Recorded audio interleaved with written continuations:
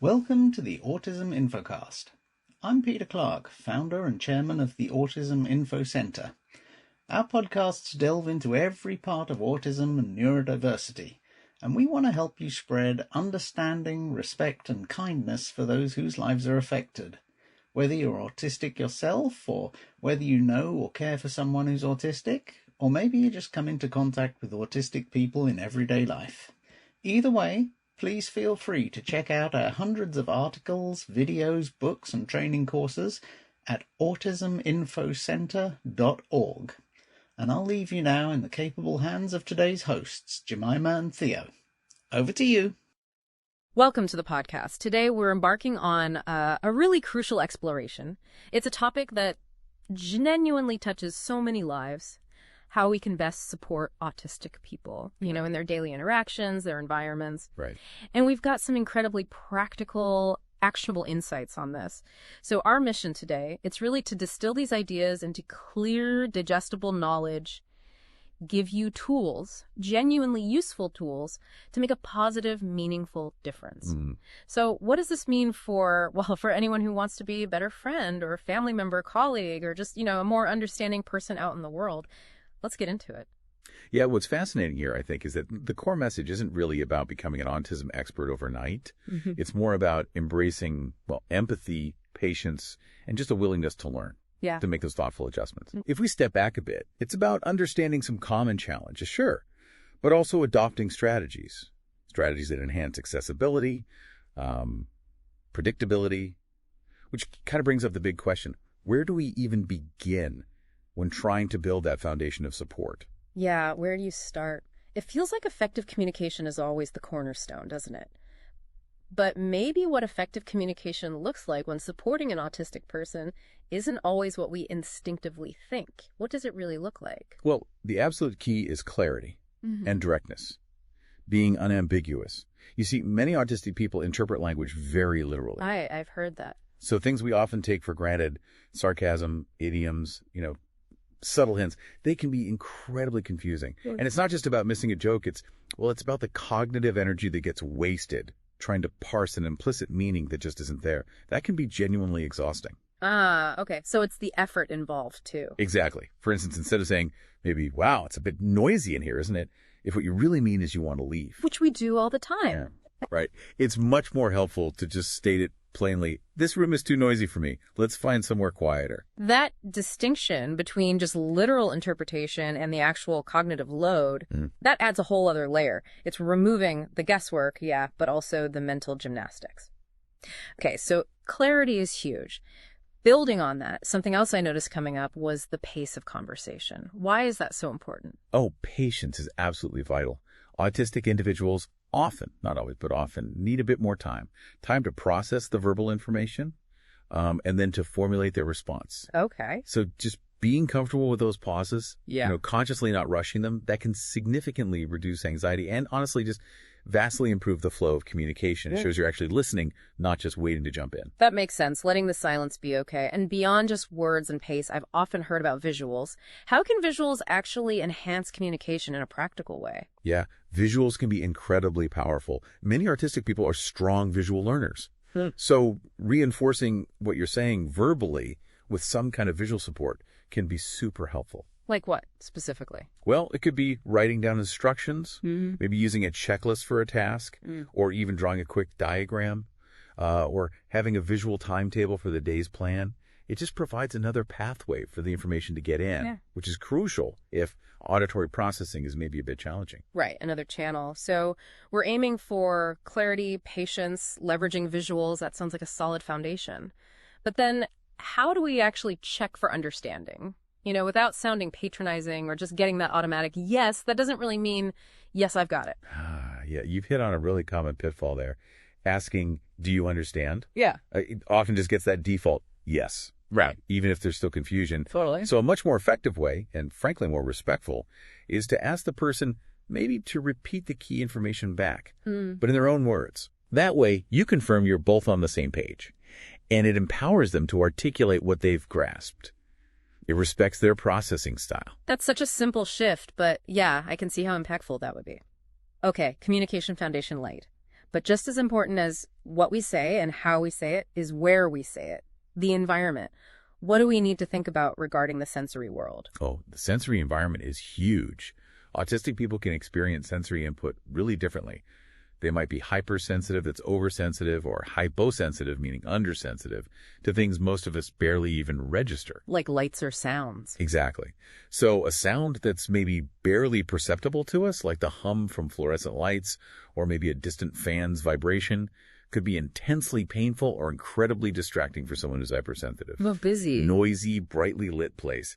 That can lead to sensory overload really fast. Wow. Okay. So simple adjustments, like just reducing background noise if you can, maybe avoiding strong perfumes, offering to dim harsh lighting, or just recognizing that crowded spaces are often really challenging.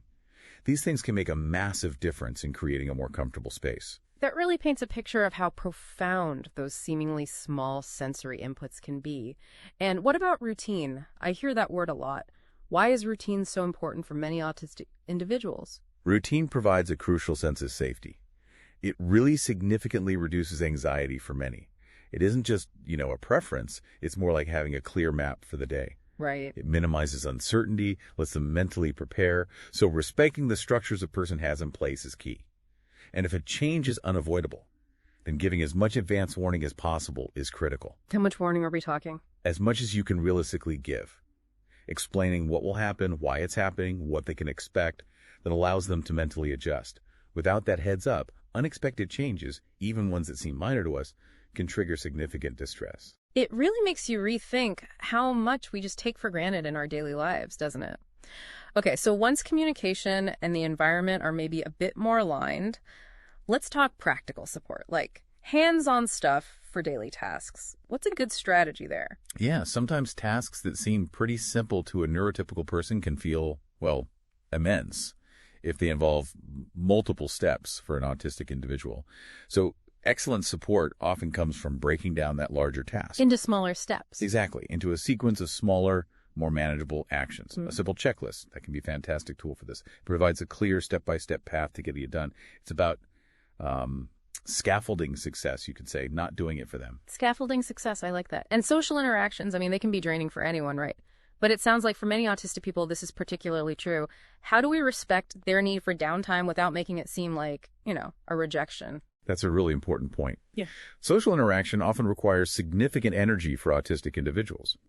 Part of that is the sheer effort of processing complex social cues, plus managing all that sensory input at the same time. That sounds exhausting just thinking about it. It can be.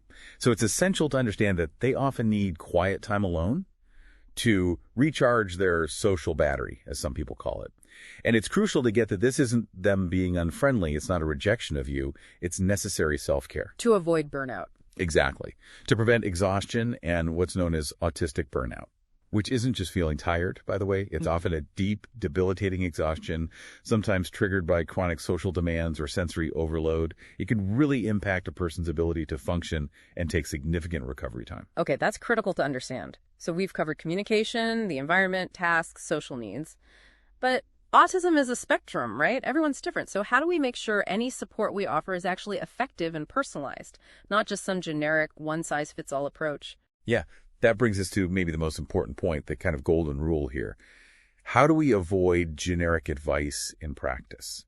The single most vital strategy is ask, don't assume. Ask, don't assume. Precisely. Because autism is so diverse, what works brilliantly for one person might be completely unhelpful or even stressful for another. So instead of guessing or maybe applying something you read about someone else, you just ask them directly. Yes. Directly and respectfully, ask questions like, what's the best way for me to give you instructions? Or, is there anything I could do to make this environment more comfortable for you right now? Or even, how do you prefer we communicate when you're feeling stressed or maybe overwhelmed? Mm-hmm. And this also helps address something called masking, where autistic individuals might suppress their natural ways of being just to fit in, which is incredibly draining.